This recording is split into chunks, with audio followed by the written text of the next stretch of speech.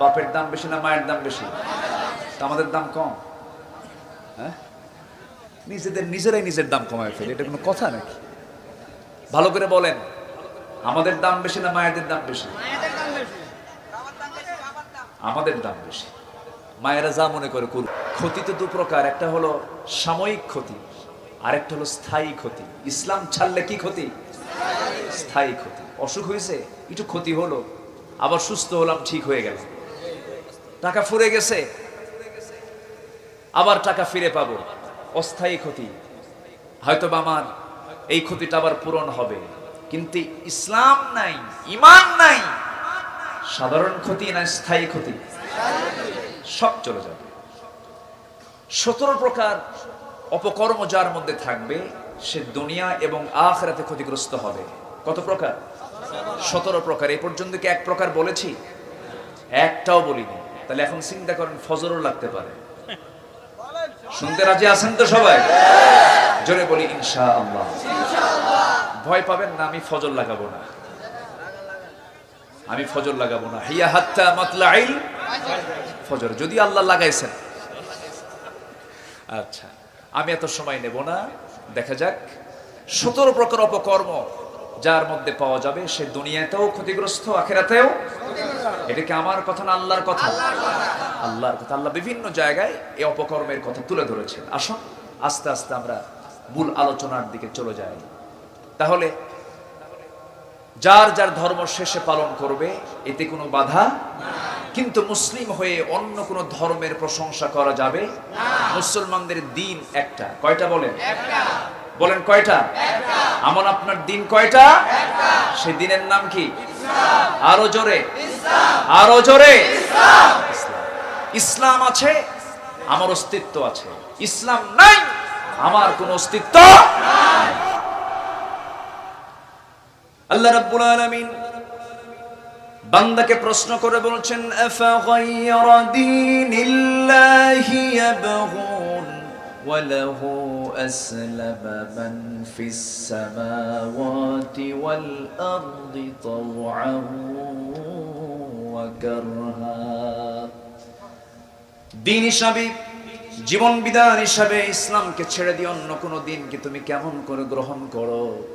অথচ আসমান জমিনে যা কিছু আছে, সমস্ত কিছু ইচ্ছাই হোক আর অনিচ্ছাই হোক, আল্লাহর কাছে তারা আত্মসমর্পণ করছে। জোরে বলি সুবহানাল্লাহ। ইসলাম কি শুধু মানুষ মানে না, সবাই মানে, সমস্ত প্রাণী কুল। ওয়ালাকিন লা তাফকাহুনা তাসবিহাহুম। সমস্ত প্রাণী তাসবিহ জপে কার? আল্লাহ। আল্লাহ। কোন প্রাণী তাসবিহ ছাড়া নাই। সকল প্রাণী কার জিকির করে? আল্লাহ। আল্লাহ। কিন্তু বান্দার মধ্যে কিছু কৃপণতা আছে না নাই? আছে। আল্লাহ রাব্বুল আলামিন বলেন, খুলিকাল ইনসানু হালুআ ওয়া ইযা মাসসাহুশ শাররু জাযুআ ওয়া ইযা মাসসাহুল খায়রু মানুআ ইল্লাল মুসাল্লুন। জোরে বলুন আল্লাহু আকবার। আল্লাহু আকবার। মানুষের মনটা ছোট, তারা যখন ভালো কিছু পায় আল্লাহকে ভুলে যায়, আবার যখন বিপদে পড়ে যায় তখন সে ঘাবড়ে যায়। তবে সেই সমস্ত বান্দারা না, সেই সমস্ত বান্দা, যে সমস্ত বান্দাগুলো আজান যখন হয়ে যায় মসজিদের দিকে ছুটে চলে যায়। জোরে বলে সুবহানাল্লাহ। মুসল্লি হব, 5 ওয়াক্ত নামাজ পড়ব, কার জন্য? আল্লাহর জন্য। আমার ভাইয়েরা, আমার বন্ধুগণ, 17 প্রকারের অপকর্ম যার মধ্যে পাওয়া যাবে, সে দুনিয়া এবং আখিরাতে ক্ষতিগ্রস্ত হয়ে যাবে।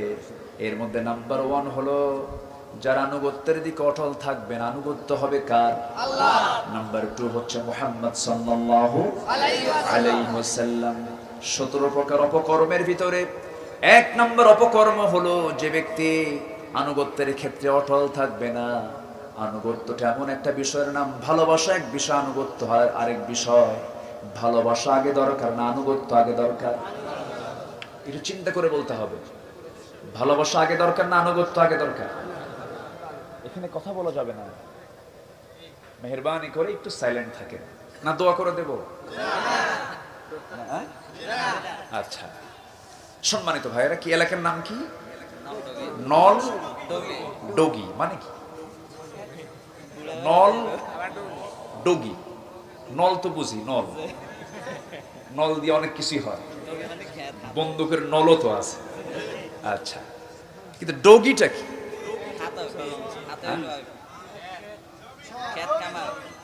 জমি, নল, ডগি। আচ্ছা ঠিক আছে, এটার তাফসীর পরে হবে। আচ্ছা, খুব সুন্দর, এত সুন্দর মানুষ আপনারা, বলি আলহামদুলিল্লাহ, খুব ভালো। তাহলে আনুগত্য আগে দরকার না ভালোবাসা আগে দরকার? বলেন, আবু তালেবের ভিতরে আনুগত্য ছিল না ভালোবাসা ছিল? বলেন। আর আম্মা জান খাদিজার ভিতরে আনুগত্য ছিল, ভালোবাসাও ছিল। ভালোবাসা দিয়ে আবু তালেব কি জান্নাত পাইছে? আর আনুগত্য এবং ভালোবাসা দিয়ে খাদিজার জান্নাত আছে না নাই? তাহলে শুধুমাত্র ভালোবাসা দিয়া জান্নাত পাওয়া যাবে না। এই যে আসছে ঈদে মিলাদুন নবী, সিরাতুন নবী, কত কি চলছে আমার দেশে, আছে না নাই? ভালোবাসতে বাসতে পায়জামা নাই, এরকম আছে না নাই? এমন জিকির করে নবীর প্রেমে, বুঝলেন, জিকির করতে করতে সামনে মাইক নাই,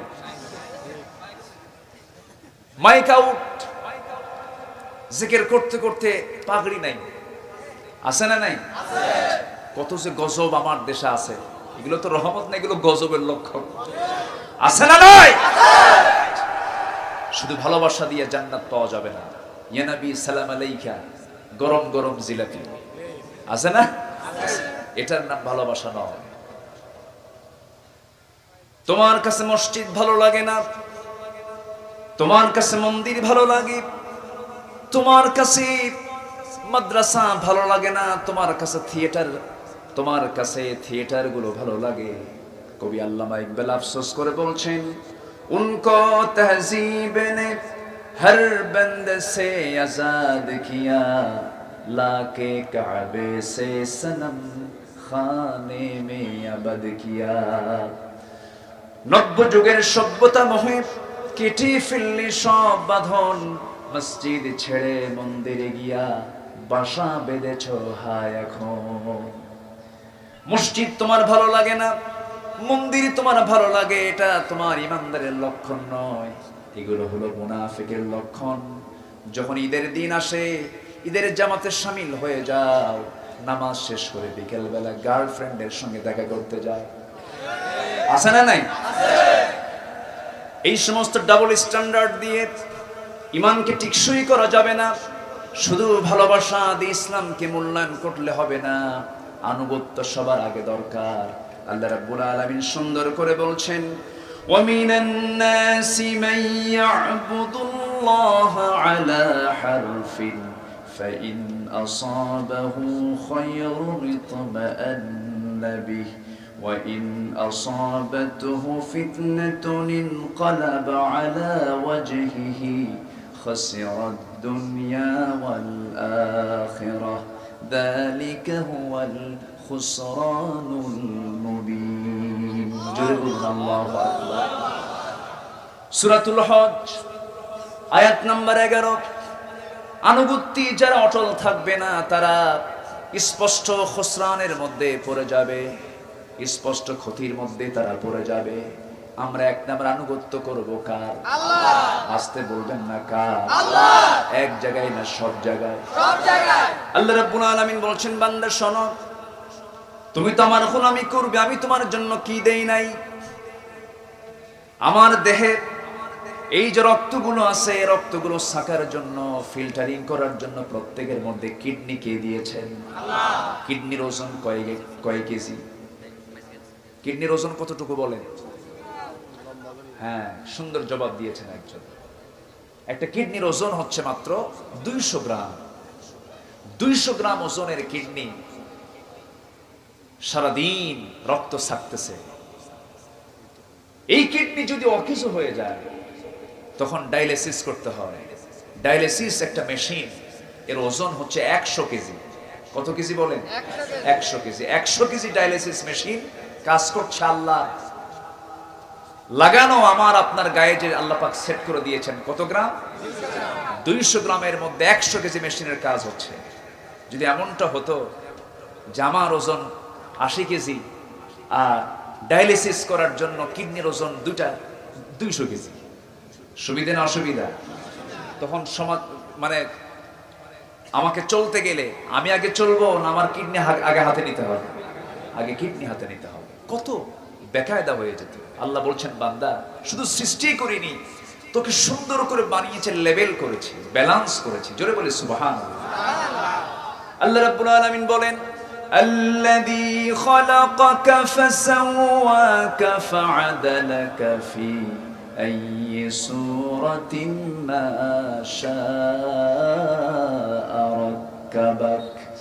তিনি সেই মহান প্রভু যিনি তোমাকে সৃষ্টি করেছেন, এটাকে ব্যালেন্স করে দিয়েছেন। চোখের জায়গায় চোখ দিয়েছেন, কানের জায়গায় কান দিয়েছেন, নাকের জায়গায় নাক দিয়েছেন, মুখের জায়গায় মুখ দিয়েছেন, হাতের জায়গায় হাত দিয়েছেন, পার জায়গায় পা দিয়েছেন, কিডনির জায়গায় কিডনি দিয়েছেন, চোখের মনির জায়গায় চোখের মনি দিয়েছেন, যা কিছু প্রয়োজন সব কিছু করে দিয়েছেন। আর আল্লাহ বলছেন, বান্দারে এত কিছু তোর জন্য করে দিলাম, তোর দায়িত্ব হলো আনুগত্য কারো করবি না, আনুগত্য করবি কার? হুকুমটা মেনে চলবি কার? আনুগত্য আগে দরকার না ভালোবাসা আগে দরকার? আনুগত্যটা আগে দরকার। আল্লাহ রাব্বুল আলামিন এই আনুগত্যের বহিঃপ্রকাশ কেমন করে করতে হবে সেই জন্য সূরা তাওবার 24 নম্বর আয়াতে আল্লাহ রাব্বুল আলামিন বলেন, قل إن كان آباؤكم وأبناؤكم وإخوانكم وأزواجكم وعشيرتكم وأموال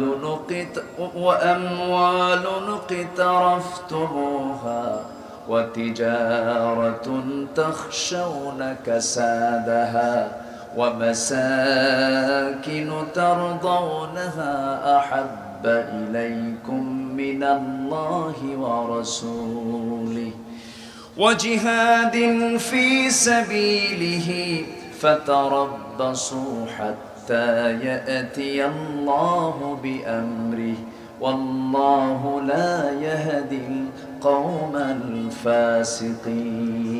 জোরে বলুন আল্লাহু আকবার। হে রাসূল, আপনি বলে দেন 8 শ্রেণীর চাইতে আপনাকে এবং আমি আল্লাহ আমাকে এবং জিহাদকে যাদের কাছে বেশি পছন্দের না হবে তাদের অবস্থা কি হবে আপনি জানিয়ে দেন। রাসূলকে বলা হলো, হে রাসূল আপনি বলুন, নিঃসন্দেহে তোমাদের বাবা, আমাদের বাবা আছে না নাই? অনেকে চুপ করে আছে, অনেকে মনে বাবা নাই।